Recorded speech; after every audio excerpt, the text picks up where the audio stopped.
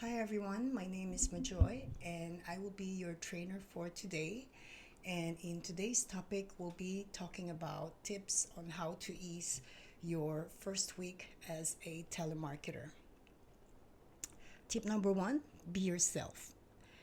It's really helpful if you be your authentic self whenever you pick up the call, especially on your very forming or formative period as a telemarketer. When you are yourself, you're comfortable. You're comfortable to speak.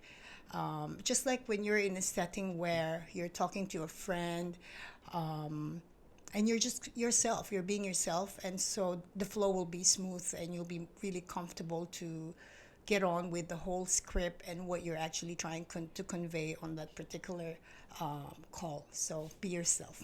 Number two, create a character. Um, this is particularly my advice to anyone who is somehow introvert. There are some telemarketers that I've worked with in the past that are so introvert but so effective. And what I've learned from them is they get out of themselves, they create a character, and kind of park their introvert side outside the office, and they just create an image or a character where they are actually not the same shy or introvert person as they are. So that's a good tip, actually. Some of them also adjust on the voice or the tone or the manner of speaking. So this is something you can also evaluate yourself with. Personally, when I was a telemarketer, I was really loud. I'm not shy. I tend to, my style was, I tend to really just did not need a lot of time to warm up with a client. I just really enthusiastically greet Mr. Smith, how are you today?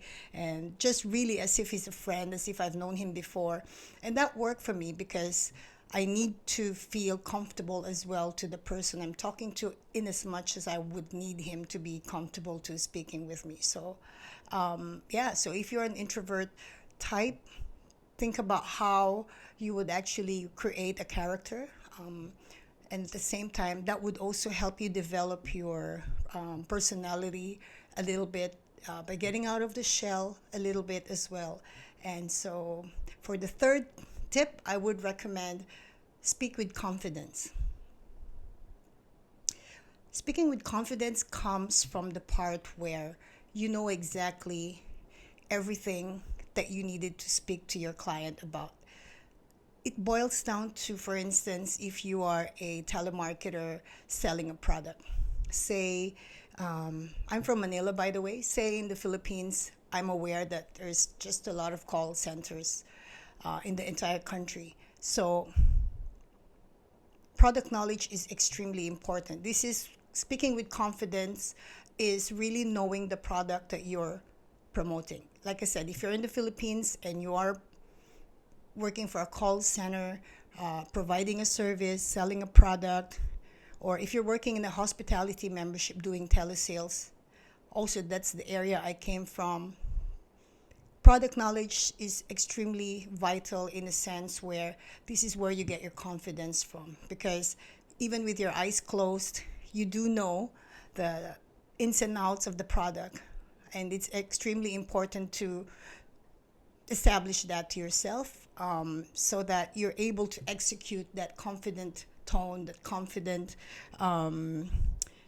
approach to your client. Should they be asking you questions, or should you be actually explaining the benefits or the features of the product? So speak with confidence, and it's coming from really knowing what the purpose of the call is and the product.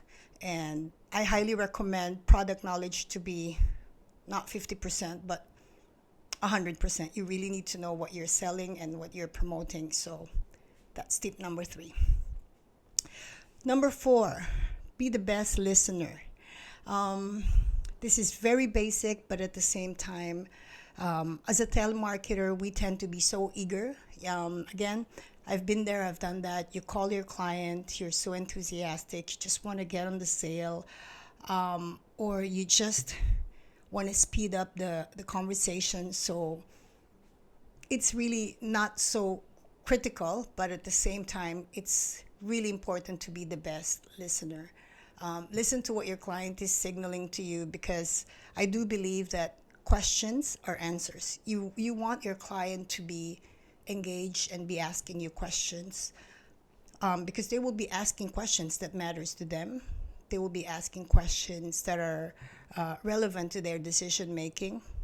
So, and of course, if you're in a call center and if you're not necessarily selling a product, as a telemarketer, marketing something to a client, whether it's troubleshooting a problem with the product, or you're doing customer service, handling inbound calls and some problems they have. This is the part also where it's very useful for you to be the best listener you could be. Let them speak, give them a chance to express themselves, and then only then you can actually carry on with the whole call and hopefully ease the call for your client as well. So be the best listener. And of course, next, I would recommend manage your call wisely. This is very, very common, because approximately how long do you think can you keep a person on the call? Let's face it, with this all digital things going on now and everyone can just access everything online, they really don't have a lot of time to spare, because they can also read it themselves. They can also research on some information that they're looking for. But of course, if you're selling and you're promoting a product, very important to manage your call wisely. When I was a telemarketer, I used to have a little index card right in front of my desk where I really have to cue myself and say, okay, 2 minutes, build rapport, 2 minutes, introduce this, and so on and so forth. So when I'm looking, as I speak and I glance on that index in front of me, it gives me a reminder of, okay, I've been talking about this part of the script for the last 6 minutes, and I won't have enough time to finish off the rest. So I need to just manage my time and make sure that before the client has to run for a meeting or has to reschedule the call because it's too lengthy, I really would have to manage my time in order for me to be able to achieve what I needed to achieve before the time is up. So very important tip for you to remember. Next one will be friendly, be approachable.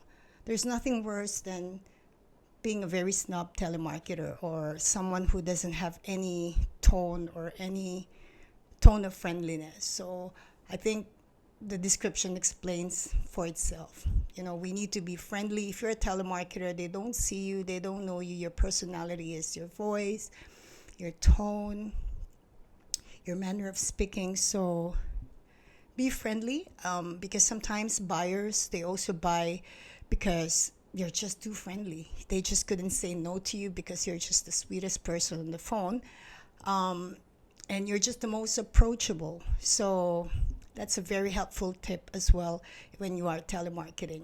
And of course, second to the least will be business and pleasure. I know that when we do telemarketing, the main thing of the call is to get a sale or to get the business. But at the same time, it's extremely important to understand that there has to be some form of pleasure in the whole call for yourself and for your clients. So don't be shy on, having a little giggle, a little humor on the conversation. Loosen up yourself, and then at the same time, it will be contagious when the client sense that you're not a stiff, very scripted, very mechanical person or mechanical telemarketer. I think it wouldn't hurt if you add a little bit of giggle and a little bit of fun factor in your conversation. So last but not least, leave with good impression. There's the first impression that lasts, but at the same time, there's also leaving the call or the client at the end of the call with a good impression. Whether you got the business or not, whether the client say, look, I have to consider this, or let me speak to my wife, or let me check if this is within our budget. Whatever a product you're selling, whatever service you're rendering, leaving your client a very good impression before you hang up can open many opportunities. You just never know when there will be an opportunity for you to speak to him again, or for him to refer you to another company who would need your business. And it's just a win-win situation if you just leave every single call with a good impression, as much as the good impression at the beginning should be the same impression you give at the end of the call. So I hope you pick up some little tips from here, and I shall see you on the next training session.